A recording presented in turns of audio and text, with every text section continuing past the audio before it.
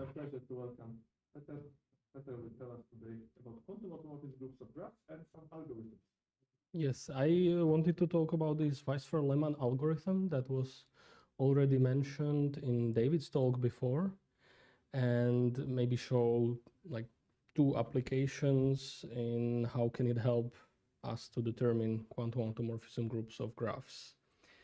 And so this is based on two projects. And I wanted to talk a little bit about the history, how we got into this. And so Josse is here.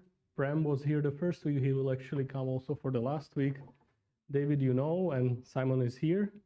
And in this other project, there is Sofia. She was also a postdoc at DTU with David. And so we basically we started our postdocs with David. And he was explaining us his paper with Laura about quantum isomorphisms and counting homomorphisms of planar graphs. And basically quantum groups appear there in his result. So I didn't know at that time anything about quantum groups, so I got interested, like I like groups, and quantum groups seem even more interesting, so what is it? And so then after learning a bit about the quantum groups, we thought that, well, what is actually known about quantum automorphism groups of some graphs? Is it even known for trees? Which is like the basic class of graphs you can ever think of. And apparently there was nothing like that. So we took a bit of a learning by doing approach and got to this. And in classical group theory, let's say, or graph theory, there is this result by Frucht, which dates back a lot. And it basically says that for every finite group, there exists a finite graph such that the group is realized as an automorphism group of that graph. And you can actually replace graphs with also some other structures, for example, post sets. And then there was at a seminar, the non-local game seminar, organized by Laura and David. There was a talk which basically said that somehow the analog of the Frucht theorem for quantum groups and classical graphs is not really valid. So then I asked at the talk, like, okay, but what about some restricted classes of graphs? And the speaker said that we should ask Simon. He's an expert on it, and he was there just as a postdoc. So then we got working with Simon, and we came up with this, I think, quite cute results. So let's just start with the graph isomorphism. So two graphs are isomorphic if and only if there is a bijection between the edges, between the vertices, such that it preserves adjacencies and non-adjacencies. But these two alternative descriptions are quite relevant. So the first one is that two graphs are isomorphic if and only if there is a permutation matrix such that it commutes with the adjacency matrices of the graphs. And another quite important result was given by Lovász. Some letters fall out, I don't know why. Yeah, I think it's a problem with LaTeX, whatever. So by Lovász, which says that two graphs are isomorphic if and only if they have the same homomorphism counts from all other graphs. Just to make sure, you really mean just the number? Yes, yes. This usually, yeah. This is just a number of homomorphisms from F to G. Usually, when it's not just a number, it's with a capital H. But here is just a number, and presumably all the graphs are finite. Graphs. Yes, finite. Everything will be finite. The graphs will be finite. So. Yes, so this is very important. And then a natural question one thinks of immediately, like what happens? Okay, so the isomorphism is the equivalence relation of graphs, which basically says that the graphs are exactly the same up to some relabeling, but what happens if we replace these graphs with something more restricted? Can we get some other equivalence relations that are maybe not like isomorphism, but maybe something weaker, but still interesting? So this naturally leads to the notion of homomorphism indistinguishability over some class of graphs, which is, so two graphs are homomorphism indistinguishable if they have exactly the same counts of homomorphisms for all graphs belonging to that restricted class of graphs. And now here is some list of some known results. So here we have all graphs, that's the LOVAS. But then when you restrict to some very simple classes of graphs like cycles and paths, trees, so you get some equivalence relations which are weaker than isomorphism, but all isomorphic graphs have to satisfy it. So cospectrality of adjacency matrices, meaning that the multisets of eigenvalues are the same. Fractional isomorphism that is the same as that is defined like this, but instead of a permutation matrix, you use a doubly stochastic matrix.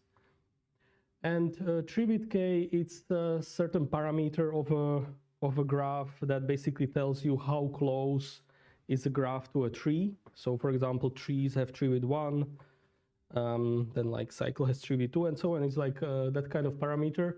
And this is equivalent to being indistinguishable by k-dimensional Weisfeiler-Leman, which we will get to later, and so on. And then the seminal result by David and Laura was for planar graphs, that it's the quantum isomorphism.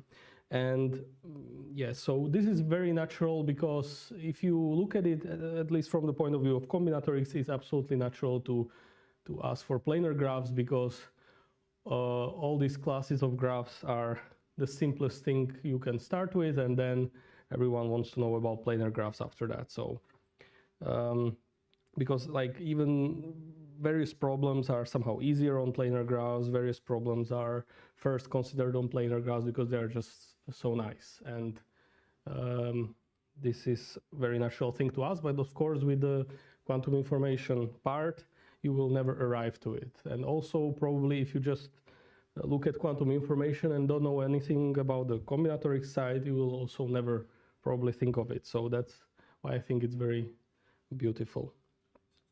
Question. So each of these isomorphisms force the number of vertices to be the same? Yes. Yes.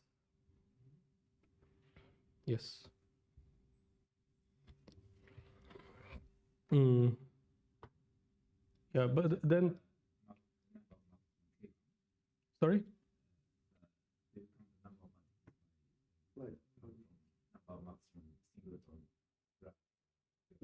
Yeah.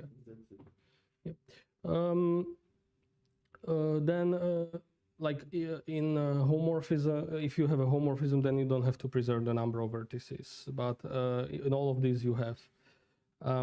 So then we already, I guess, we don't have to spend too much time on this. So this is non-local definition of the non-local game, and so let's just jump into the graph isomorphism game. So here we have Alice and Bob who want to convince the referee that the graphs are isomorphic.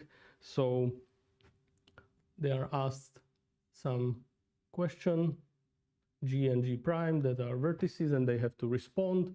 And it must be satisfied that the relation between H and H prime is equal to the relation between G and G prime. And by relation, we mean adjacency or non-adjacency or equality. So we already know these things, so maybe here we don't have to spend too much time on it. So two graphs are isomorphic if classical players can win the game. So we require that they must win with probability 1. And then two graphs are quantum isomorphic if quantum players can win the game. So they have a quantum strategy, they share a state, and there are some rules. I guess we know this by now. So they have some measurements, and they share an entangled state, and there is a probability of winning. Probability that the players respond H prime on questions G prime is given by the following rule. So two graphs are quantum isomorphic if quantum players can win the game. So it is possible to reformulate this with a quantum permutation matrix, which will resemble actually the definition of the fractional isomorphism with the doubly stochastic matrix, and of isomorphism with just the permutation matrix. So here we have the quantum permutation matrix. So the elements, the entries of the matrix are elements of some sister algebra, and this is a quantum permutation matrix or a magic unitary if some conditions are satisfied. So each element must be a projection, and these kind of conditions must be satisfied. So this is the sum of the rows and columns.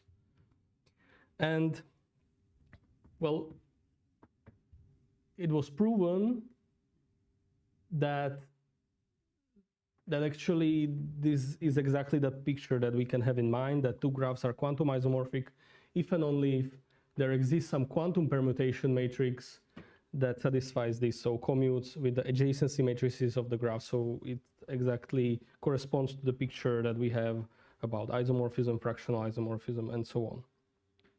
So this is just maybe written it more formally. Okay, so the quantum isomorphism is undecidable. And the isomorphism problem is decidable, sure. But the current state of the art, well, I will get to it, but the current state of the art for the isomorphism problem that it can be solved in quasi-polynomial time, which is basically some function like n to the polynomial in a logarithm in the exponent, which is somehow close to the polynomial, but of course not so much. And the goal is to get a polynomial time algorithm there, but this is still active problem. But somehow these are very hard problems. Like quantum isomorphism is undecidable, isomorphism is decidable, but people were trying for, I think, like 70 years to get a polynomial time algorithm. So still somehow a hard problem. Then it's why it's natural to consider relaxations of the problem. So here we look at the Weisfeiler-Leman algorithm, which can be considered like a relaxation of the isomorphism. And maybe in my next week talk, I will talk about relaxations for quantum isomorphism using the MPA hierarchy.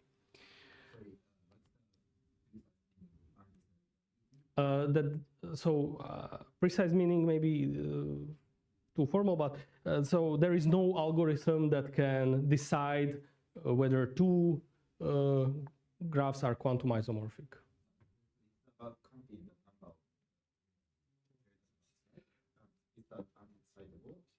Yeah, the quantum isomorphism is undecidable problem. Yes, it's yeah, that's also very surprising that it's undecidable to count homomorphisms from planar graphs, but it's decidable to count homomorphism from graphs. So this result comes from a construction where they use the Sloterdijk result, right? Yeah, the BCS games. Ability comes from the J in the solution group of being one or not. This is undecidable. This to show that. Yes. You mean this BCS games reduction? Because I know very little about decidability, but if you just know this fact, this is undecidable, and you know that isomorphism is decidable, can you just deduce that there are graphs that are quantum isomorphic but not isomorphic? This seems to be the case. Okay, sure. It doesn't tell you anything about what these graphs are, but it will tell you that they exist. But anyway, reduction of the BCS. Mm-hmm.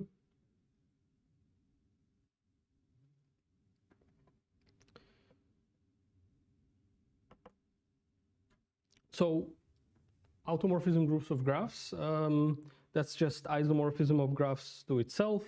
They form a group, and again we have this equivalent description by permutation matrices. If and only if there is a permutation matrix that commutes with the adjacency matrix. So the automorphism group of this is the dihedral group D5. We have reflections along the axes and rotations. So in case of quantum automorphism groups of graphs, we use the definition by Banica. So in this case, we have a universal sister algebra generated by Pij, which satisfy the following conditions. And the first two conditions actually correspond to the conditions for quantum permutation matrix. And the last condition corresponds to that we actually wanted to commute with the adjacency matrix. And right, so if this Pij is a function taking an element of the classical automorphism of the group of the graph to ijn3 of its matrix representation, then we recover the classical automorphism group of a graph. So so we would like to get to this idea of the Weisfeiler-Leman, and first we have a notion of an orbit, right? So similarly as automorphism group of a graph has some orbits, the same we have for quantum automorphism groups. So we say that ij are equivalent if Pij is not zero, and it was proven that it is an equivalence relation, and the definition of the orbits are exactly the equivalence classes of this. And maybe you can think about Pij being non-zero also means that in the isomorphism game, find a strategy that maps I to J. So on. Yes. And I wanted to also, because I don't have it in the slides, maybe I'll just write it here. So similarly, one can define relation tilde 2, which will be on pairs. So ij is equivalent to KL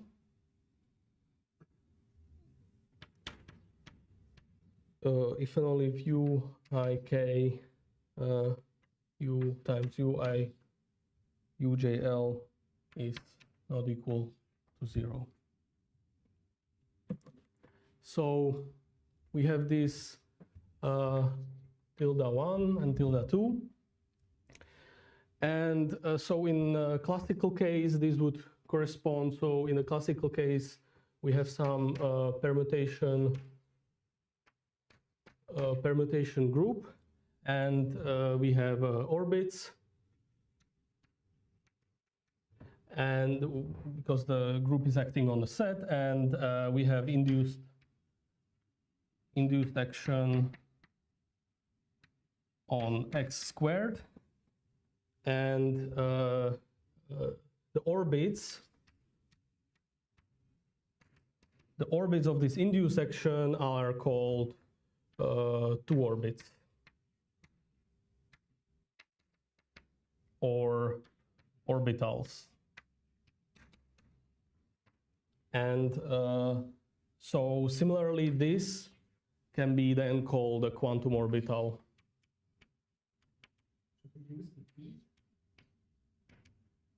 Sorry?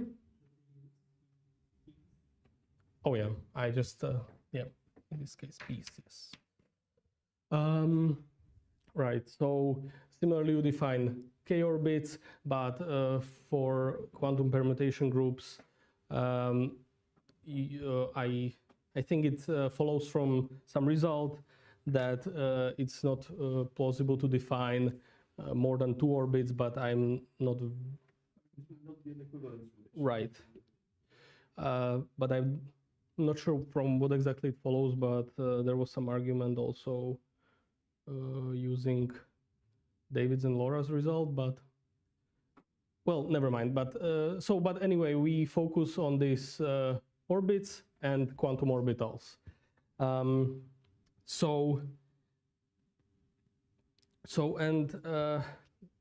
We have a similar picture as in the classical case. So if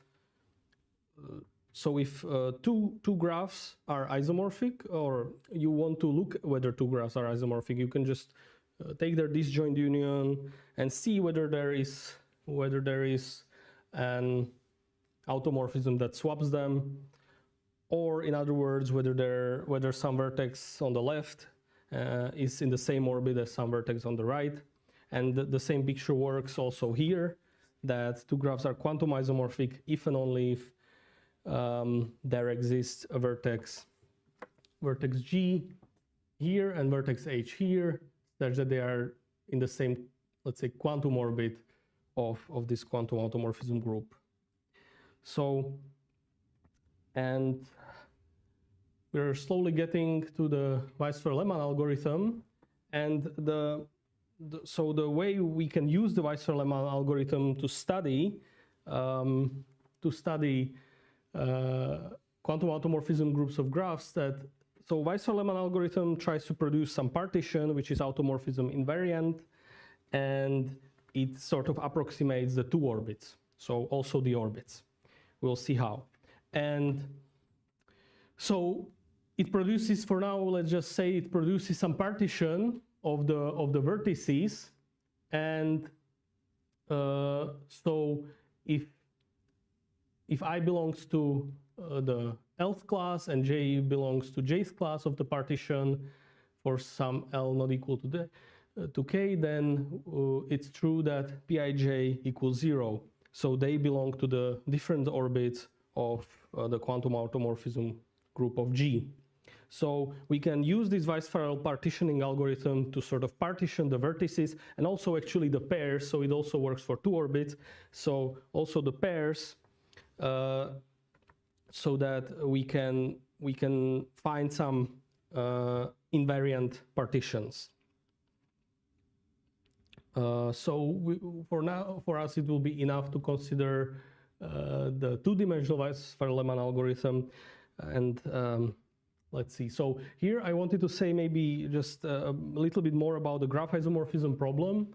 So why is it interesting even? So if, of course, it's interesting like for any kind of mathematical structure to ask whether they're isomorphic, but from the computational point of view, from the point of view of theoretical computer science, it's very interesting. So first of all, the graph isomorphism problem is equivalent to problem of computing the generating set of the automorphism group.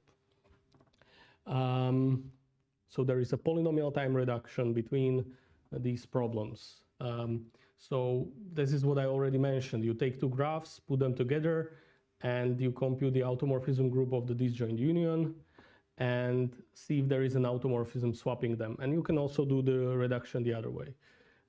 So if you can compute the isomorphism as a black box, you can somehow also find the automorphism group. And the best known algorithm runs in this time, and it's heavily based on permutation group theory. So how is it based on permutation group theory? So this automorphism group, this is how group theory comes in.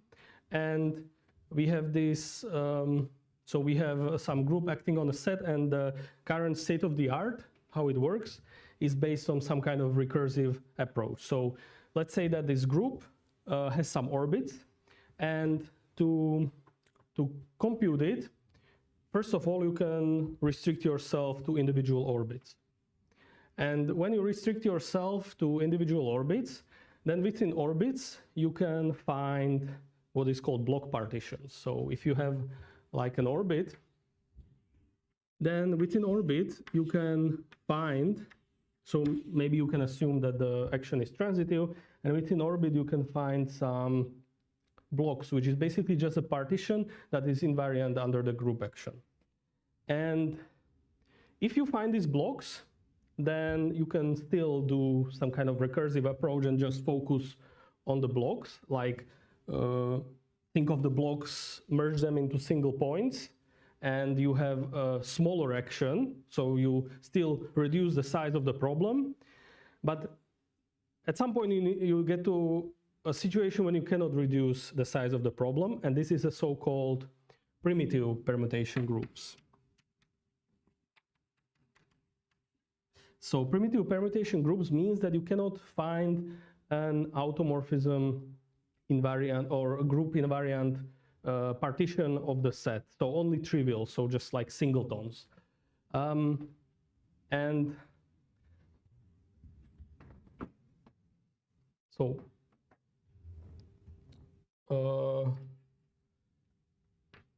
let's just draw this graph. Oh wait, actually I have it on the next slide. So the problem is that so the group which is primitive, so primitive permutation groups is something like finite simple groups, but for permutation groups. So those are the basic building blocks for finite permutation groups. And basically we have three cases about the order of the permutation group. So the first case is that it's just quasi-polynomial. And when it's quasi-polynomial, then it fits in this bound, and that's okay, somehow. Then it can be one of some Matthew groups, which is just sporadic cases. And then the hardest case is when it's somehow coming from large symmetric groups and alternating groups. These are called giants. And that's the main obstacle for the quasi-polynomial time. And to illustrate this is that here we have a graph on 5 vertices, which is a complete graph, and the automorphism group is the group of all permutations, Sn, S5 in this case. Now, what is the automorphism group of this guy? If you know it, maybe you don't say it, but if you don't know it, maybe you try to guess. It's a Petersen graph, very well-known graph.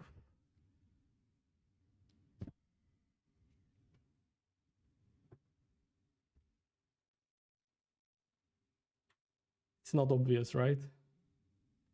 It's actually also S5 in this case, which was kind of expected, but and this is exactly the issue. So here the S5 is acting primitively on the vertices of the Petersen graph, and this is like the simplest example of this hard case.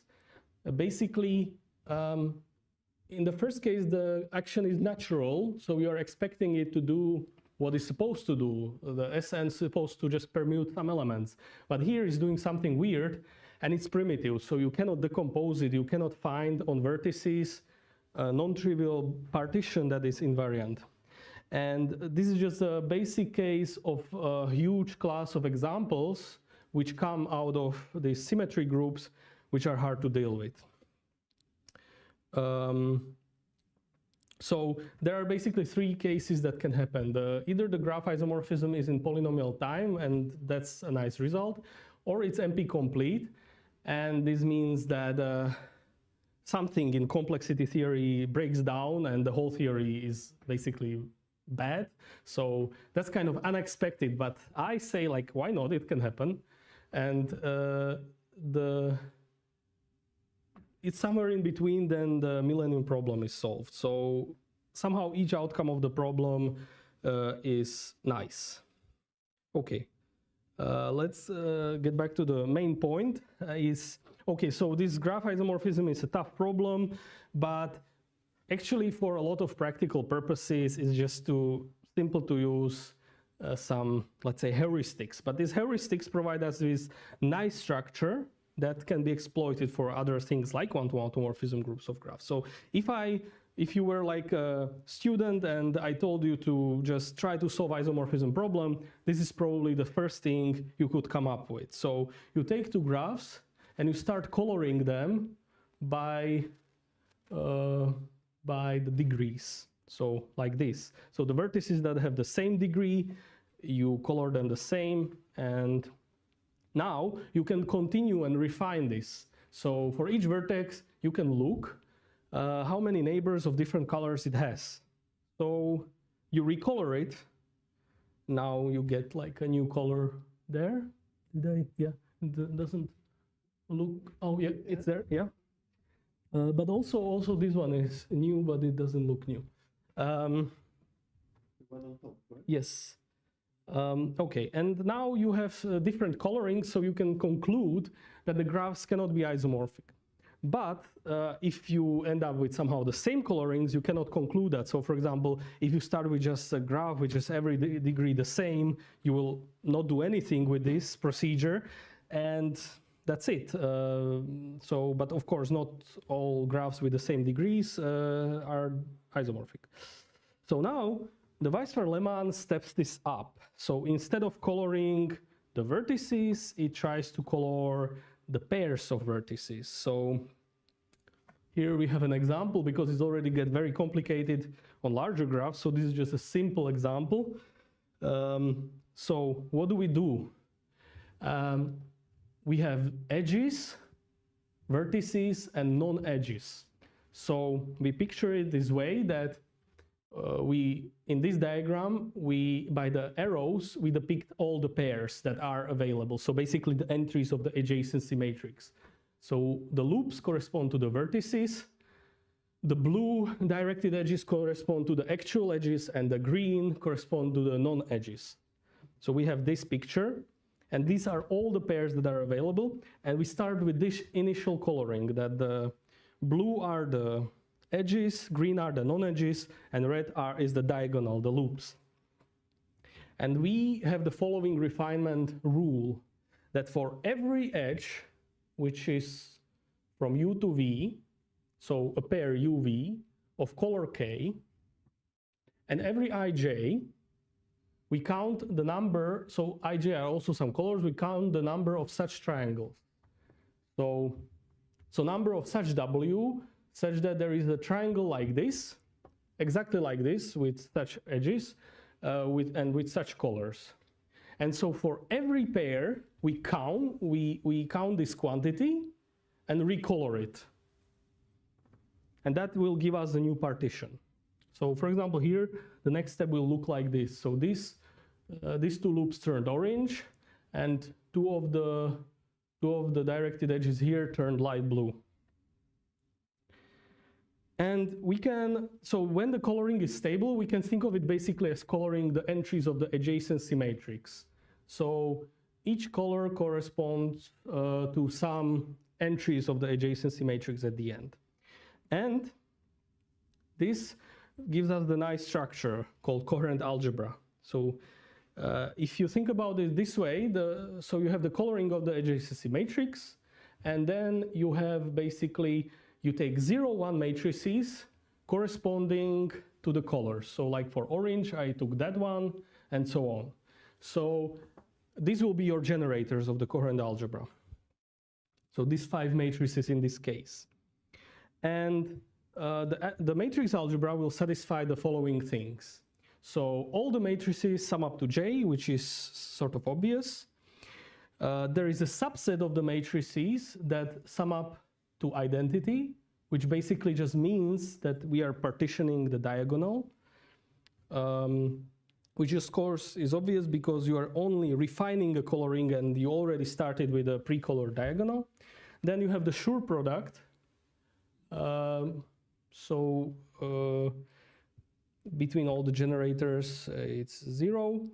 And you have closed on the transpose, and then the product of these two matrices can be expressed in such a way, and the structural constants or structural coefficients for this matrix algebra correspond to the counts of the triangles, right? So for example, the Cij corresponds to exactly the number of those triangles that we were counting. So, but this is in the final stabilized state. So these are the triangles with base R and with colors ij. So you have this kind of nice coherent algebra. And then just k-dimensional Weisfeiler-Leman, it colors k tuples instead of 2 tuples, and it has very nice connections to various areas, like for example logic. So for example this, that a k-dimensional Weisfeiler-Leman distinguishes two graphs if and only if they are distinguishable by k+1 variable formula with counting quantifiers in first order logic. So you can think that this formula, so like these graphs, for example, are not distinguished by just the coloring refinement or just by the one-dimensional Weisfeiler-Leman, because everything gets the same color because they're regular graphs. But you can distinguish them by this kind of formula, which uses 3 variables. So that's just an example, and some other connection with linear programming, homomorphism counting, which we already saw, and so on. So here, let's get back to quantum automorphism groups of graphs. So here we have what I already mentioned, that somehow the quantum analog of Frucht's theorem does not hold for quantum permutation groups. So we want to look at some restricted classes of graphs. And still, we will need some concepts in quantum group theory that can be used in classical case to study automorphism groups of graphs. So here we have example of 2 graphs, and what is their automorphism group? It's not a direct product because, in this case it's a direct product because we have 2 non-isomorphic graphs. But here we have 2 isomorphic graphs. So we need a different kind of product, no longer direct product, because we can swap them. We don't have just automorphisms which act on the left and on the right independently. So this is just, I like this picture, so it's here, but this is kind of the Cayley graph of the rest product. So this is the Cayley graph of the automorphism group of this graph, right? So here we have the graph, and here we have the generators of the automorphism group, and here we have like what do they do to the graph. And you can see that it's not a direct product, because basically if it was a direct product, the front face would be exactly as the back face, but it's swapped. So it's not a direct product. So it's a wrist product, and the wrist product is defined as follows in group theory. So we have some groups D and Q is acting on omega. And now take the direct product of some copies of the group D for each element of the omega. And now the rest product is the semi-direct product of K by Q, defined by the following action. So basically just so on the coordinates. So Q acts obviously naturally on the coordinates of the direct product, and that gives us the rate product of groups. So how can this be used? So here we have a disconnected graph, and we can immediately use it to determine its automorphism group. So here we have K components. So the automorphism group is the automorphism group of the component with the wrist product with symmetry group. And in general, if we have Ki copies of graph Xi, then we have this kind of formula to determine the automorphism group. So, and now, using these simple things, we can already characterize the automorphism groups of trees.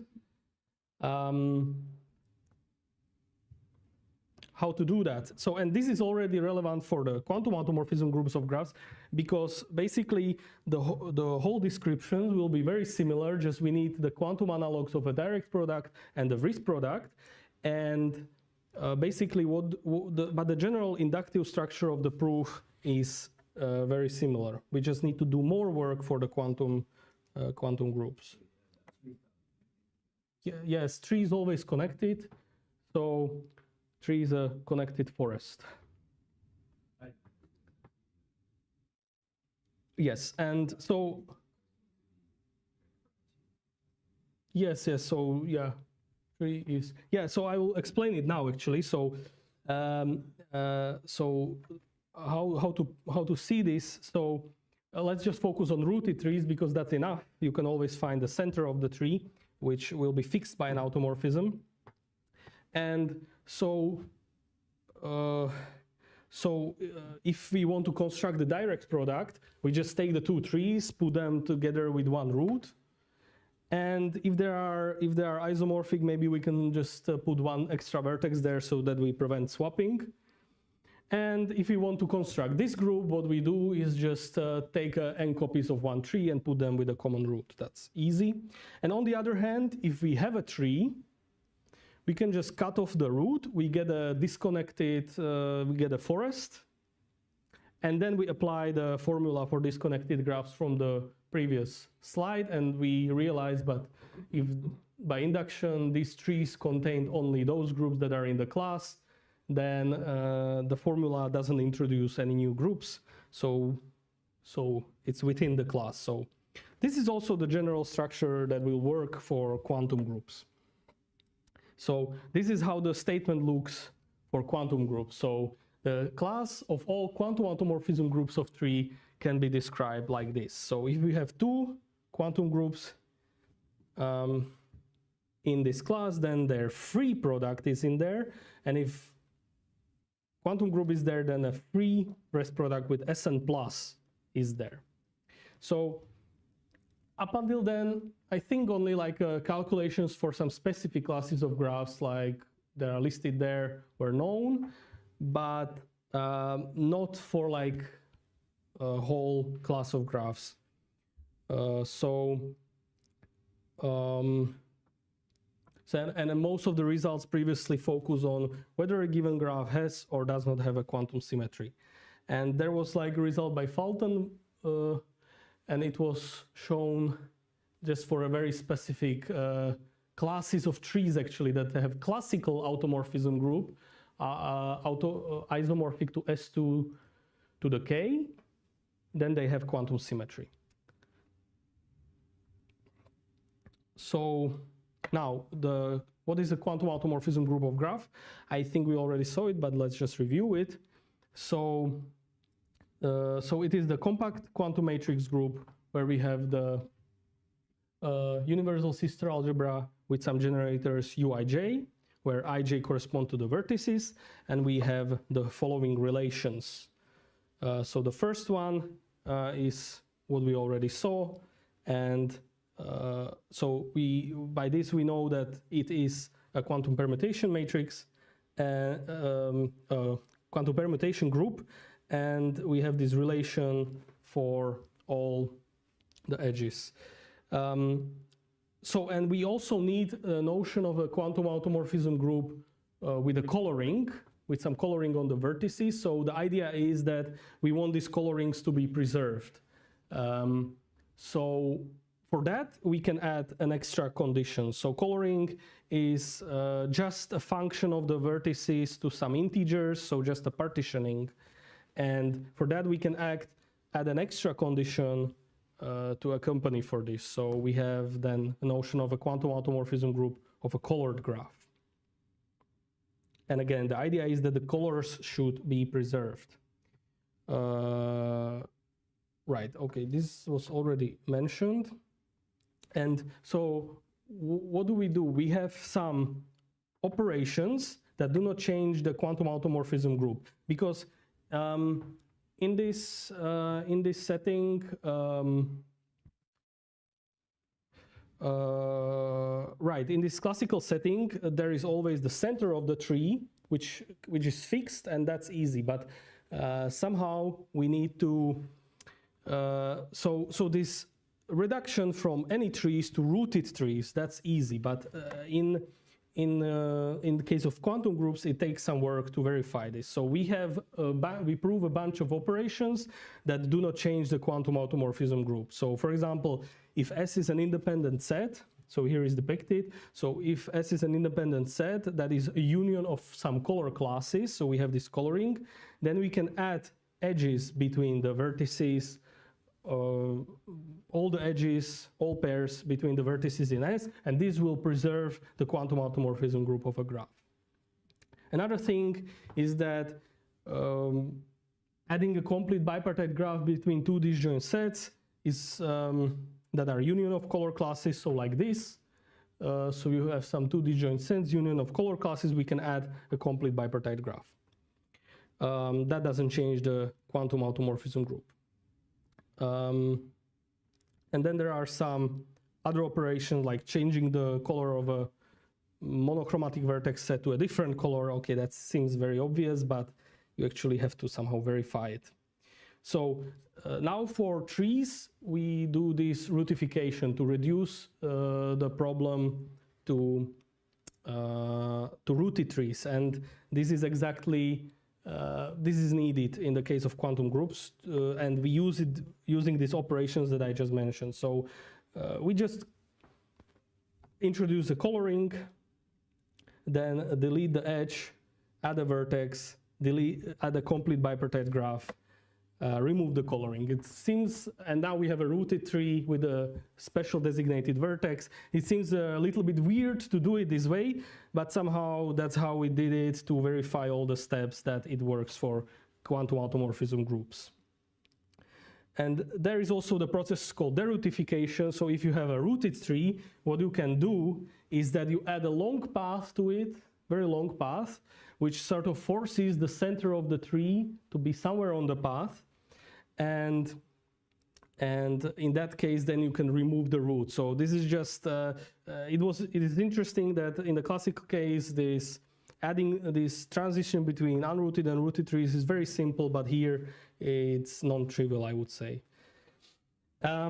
Okay, so then, as I mentioned, we have the notion of a free product to replace the direct product in the classical case. So the free product is just a compact matrix quantum group, which is defined the following way. So this is a universal T-star algebra with the generators Uij, VKL. Maybe I don't have to explain in this community too much. And then we also have the free rest product, which is slightly more complicated, and maybe, at least to me, it was not obvious that it exactly corresponds to the classical rest product. But basically here we have sort of like the free rest product of this. First we take the free rest product of the G n times and then the H, and then we quotient out these kind of relations. And just the notation here is that this Uija actually corresponds to the eighth diagonal block of this fundamental representation of this G n times. And I mean, one can actually check it that if actually these are classical permutation groups, then you will recover the rest product. I found it very nice in Amaury Fresland's book on compact matrix quantum groups, how to derive from the classical case, how to derive exactly this description. And then there are two important lemmas which sort of mimic what was used in the classical case, right? So here we have some colored graphs, and if we take a disjoint union, the quantum automorphism group is just a free product of all of these quantum automorphism groups. And if we have a connected graph and take the disjoint union of n copies of the graph, then the quantum automorphism group will be just a free Riesz product with Sn plus. And basically, this is already what we need to basically mimic the induction for the classical case.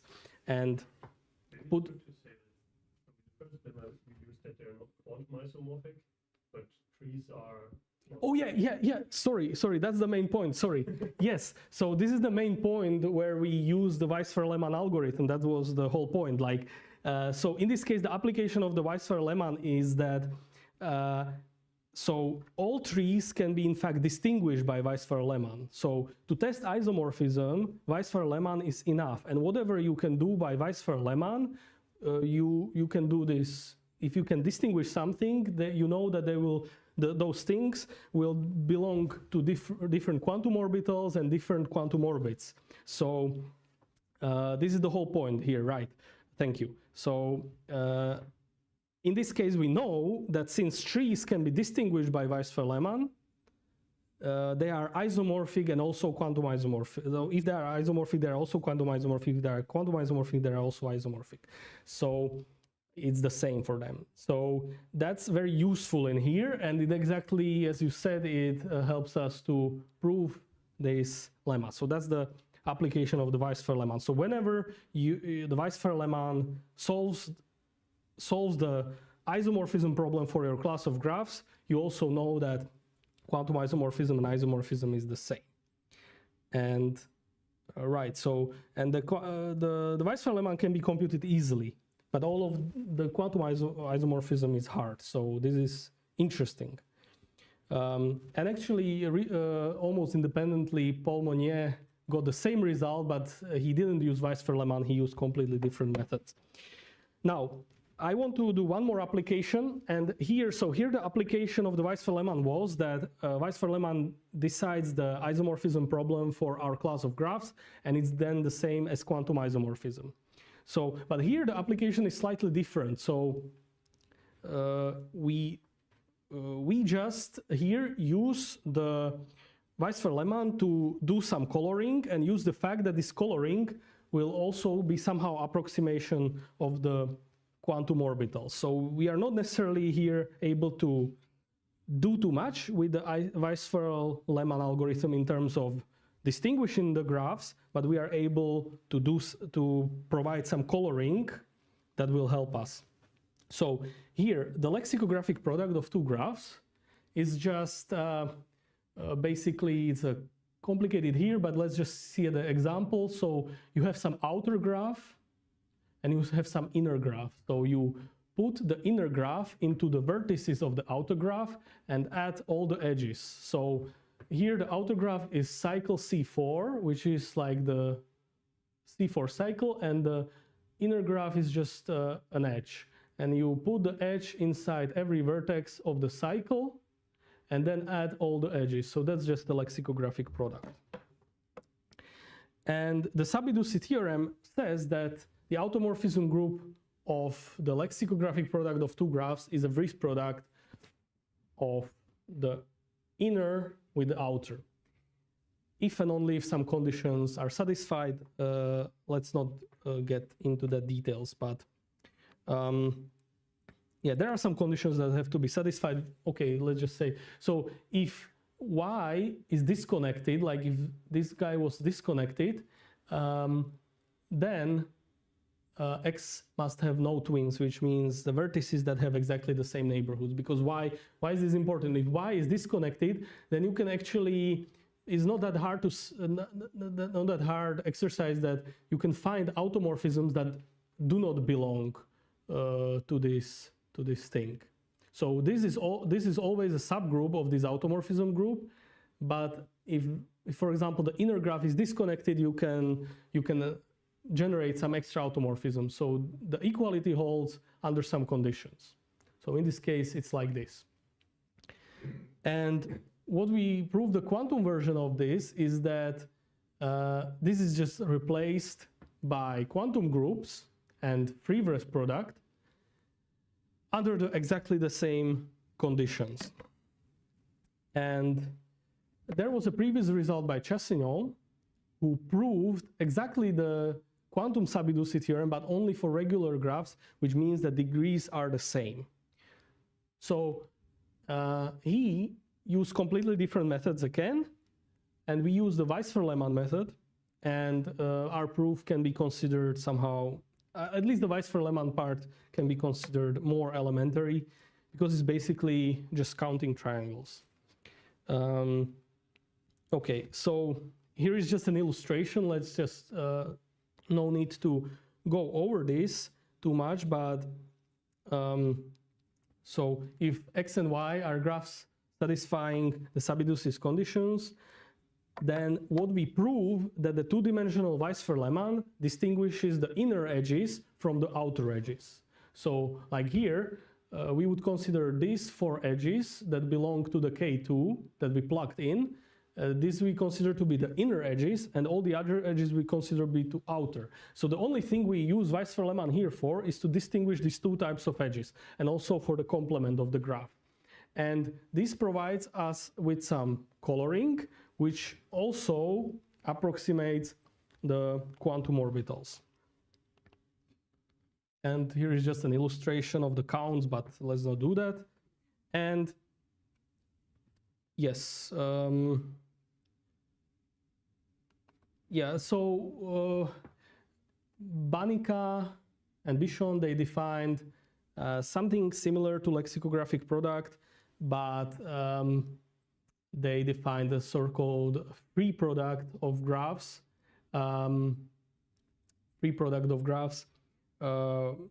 Yeah. So basically it's something similar, but not exactly. So it cannot be directly used. So this is some kind of product for edge-colored graphs. So you somehow compose the graphs in a similar way as the lexicographic product, but not exactly the same. Let's not do the details now. So, but under Sabidus's conditions, we can prove that our quantum automorphism group of our lexicographic product is equal to the Banica and Bichon's quantum automorphism group of free product of these 2 graphs, where x tilde is the 2-colored complete graph, such that the colors correspond to the edges and non-edges of x. So you sort of take the coloring, but to be able to use their result, so in principle we could do basically the whole of their proof would somehow follow also for lexicographic product, but it's possible to use the colorings, but so only for one implication of the lexicographic product. So it's possible to use their coloring and plug into their equality once we have the coloring that distinguishes the edges, because their version is already for the colored graph. So you use the Weisfeiler-Leman algorithm to do this partitioning, do these colorings, and then we can plug into their formula.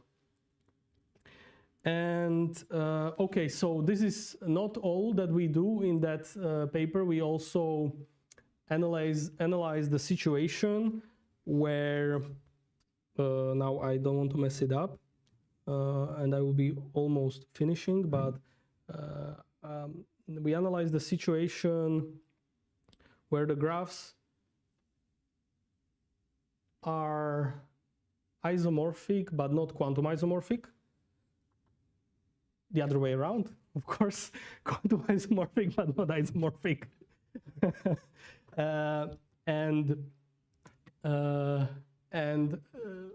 So we have some statement what happens in that case, and with that we are also able, so there is a version of the Sabidus theorem for vertex transitive graphs, which also says what happens when the equality doesn't occur. So there is some additional formula for vertex transitive graphs that also deals with the case where the Sabidus conditions are not satisfied. And you see, we get a quantum analog of that as well, using this what I mentioned.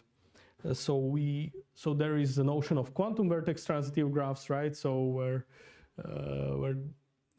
you have just a single equivalence class in this, and we get a quantum analog of that as well. Okay, so that's almost the end, and so I'm exactly on time. So I'll just mention we are working on a more generalized version of this free-verse product, which will be a new product for quantum groups, and it's possible to apply it to more complicated graphs. Then we are also interested in planar graphs, and we are working. So So, of course, it would be interesting to see what are the quantum automorphism groups of planar graphs. But in this case, the most interesting case is the three connected planar graphs, which exactly corresponds. There is a Steinitz theorem which exactly corresponds to the graphs of polytopes. So sometimes they are also called polyhedral graphs. And there is this Manis theorem, which is a little bit stronger than that, which says that not only there are graphs of polytopes, but they can be embedded in such a way that the automorphisms of the graphs will correspond exactly to the isometries. So isometries of the sphere. So automorphism groups of three connected planar graphs are exactly the finite subgroups of O3, which can be very nicely classified. So you have some automorphism groups of Platonic solids, you have some infinite families of dihedral and cyclic groups. What are graphs of polytopes? Right, so vertices and edges, and you basically lose the geometry, just take the vertices of the polytopes, you have the edges of the polytopes, and that's it. So in free space. So a Steinitz theorem says that every three connected planar graph is a graph of a polytope. So in that way, that's why they are sometimes also called polyhedral graphs. And right, so like you have a Platonic solid, let's say dodecahedron, and you can take just sort of like the skeleton of it, the one-dimensional simplicial complex. Polytopes have to be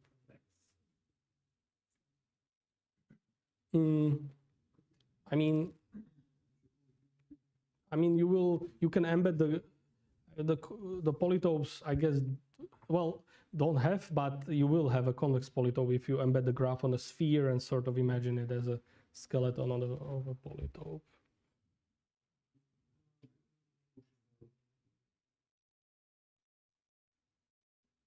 Yeah, so this is an interesting problem that we are looking at. What are the quantum automorphism groups of these three connected planar graphs? Whether there are possibly subgroups of O3 plus. So for that, there should be something like a quantum Manis theorem.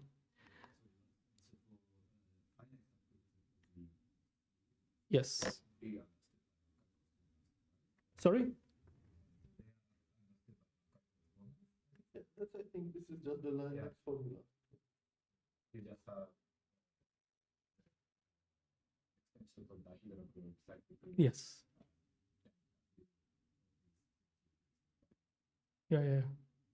Yeah. It's actually a nice exercise to classify the finite subgroups of O3 plus. You can do it via complex analysis. You can do it via just some case analysis in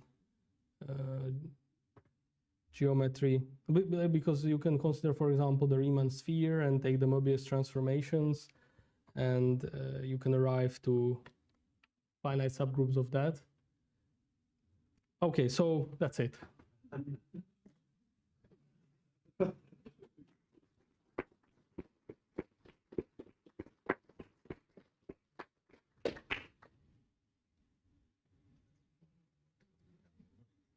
Thank you very much. Do you have any questions? Further questions? Yep. So when you said like there's no quantum version of Proof's theorem, is what you're saying that if you consider classical graphs and quantum automorphism groups of those graphs, you can't get? Yeah, that's because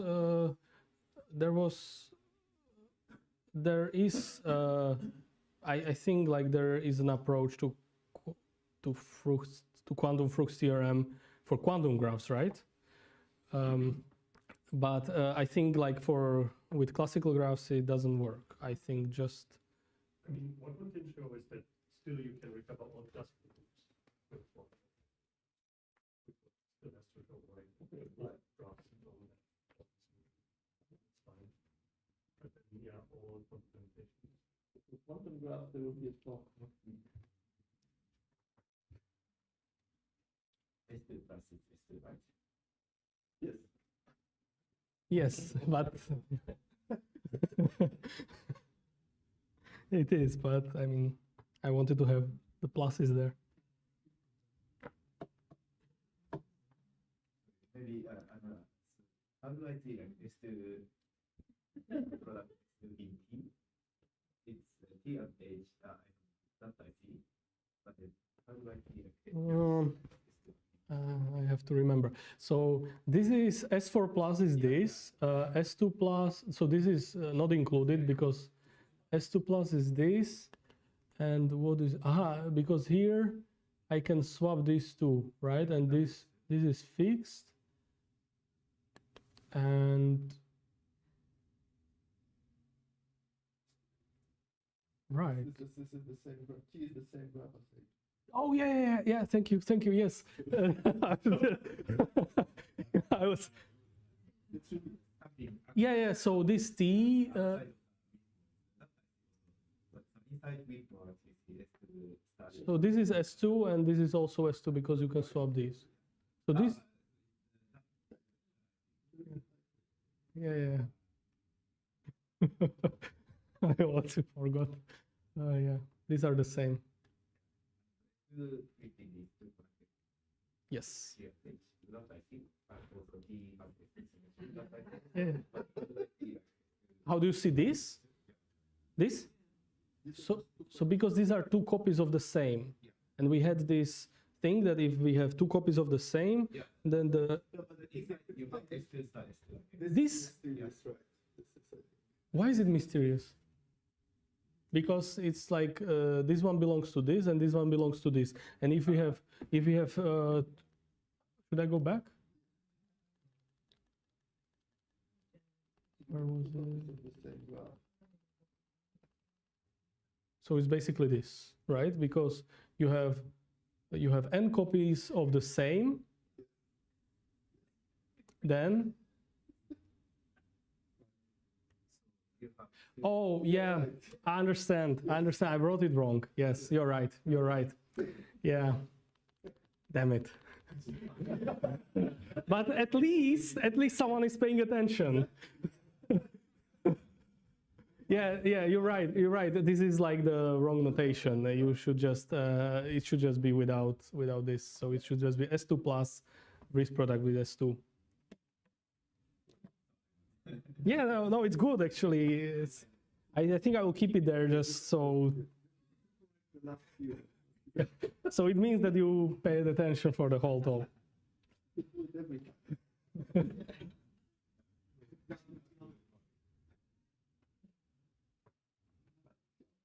So you had this class of quantum automorphisms of these, which is one of the classical case, and it's clear that it contains like the classical automorphisms of these because you have all the products replaced by free products. Yes, because if you just put there the classical groups, everything will degenerate to the classical variants.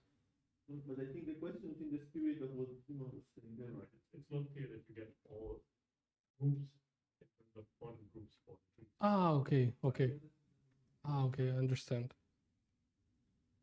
Yeah, I think something like two free products and two groups. I don't think you get the direct product. I don't think so, exactly. I understand. Yeah. It's nice to get the name of the algebra. Coherent algebra. It's a nice algebra, which Yes. gives variance for the graph. Yes. You want to do this for quantum graphs? Yeah, that's also something that we are wondering about. Yeah, I mean, I don't know if it's clear, but it would be interesting. But it would be also interesting, like, to know if something like that can be done, if it's useful for quantum graphs for some other stuff, which is not clear. But I would say that it's interesting by itself to try to somehow do it. So, for example, we were all sorry. No, just. No, I just want to because You explained that it was clear why you cannot use the WL algorithm in 3 dimensions for Mhm. quantum things. But okay, suppose that you're interested just in classical things, right? So do you also get something like a kind of higher dimensional coherent algebra? Then it's kind of it's more complicated because you don't get matrices anymore. Yeah, right? You it get actually can be dimensional. defined by some tensor algebras, can be described, but somehow I don't know why it's never used in this kind of language. So because then people use, so there is basically an equivalent point of view called coherent configuration, when you sort of like, instead of the 0-1 matrices, you think of them as a binary relations on the set. And when you think of it this way, then it's called coherent configuration, and all the conditions are translated. And somehow in the higher dimensional case, the people do not somehow consider it in the algebraic setting, maybe because it's hard to think about more than matrices. I don't know, but somehow, but definitely it's a thing. It's a thing, for example, to see what is the dimension, what is the minimum k that can decide the isomorphism for some graph and so on. Maybe since there was the planar graph question already there, I have another planar graph question. So Yes, I know. not have to show that if you have two planar graphs and they quantum isomorphic, then they're actually isomorphic. But somehow it's very hard to show that if I have a planar graph, it cannot be quantum isomorphic to a non-planar graph. Yeah, that's a question I just wanted to mention. Oh, I thought you want to answer. I know you asked me this question. No, It's a good. Yeah.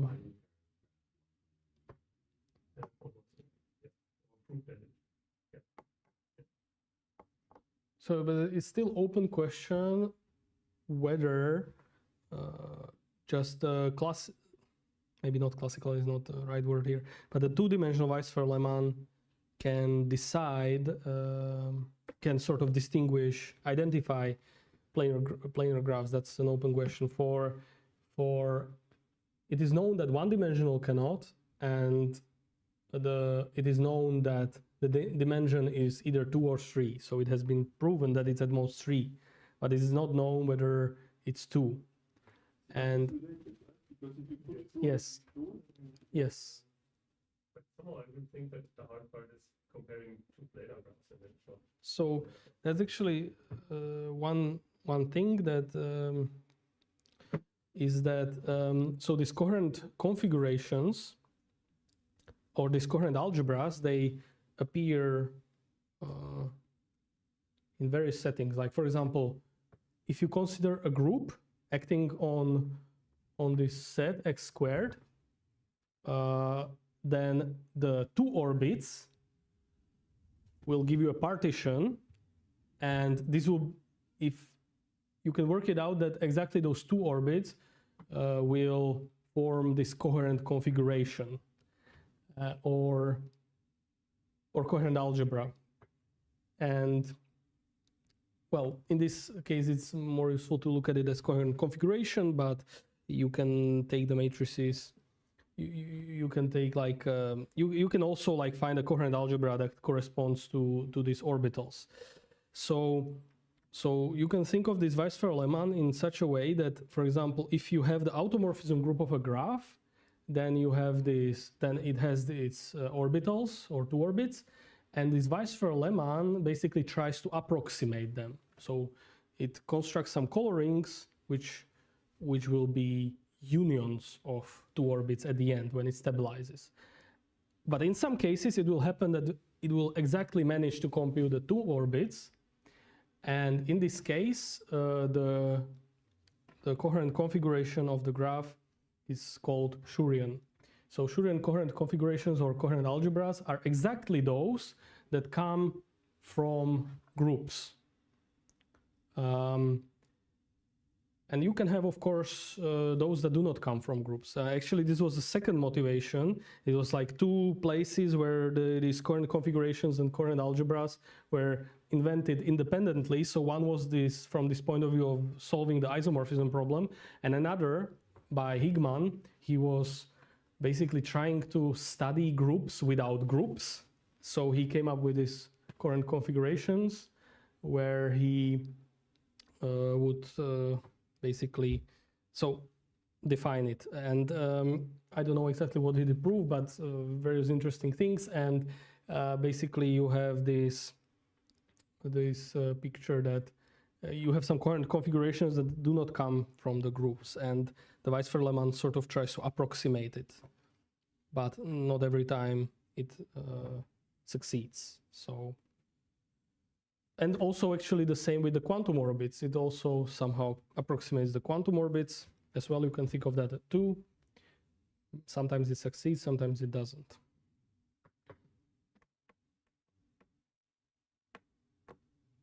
If there are no more questions, let us thank you again.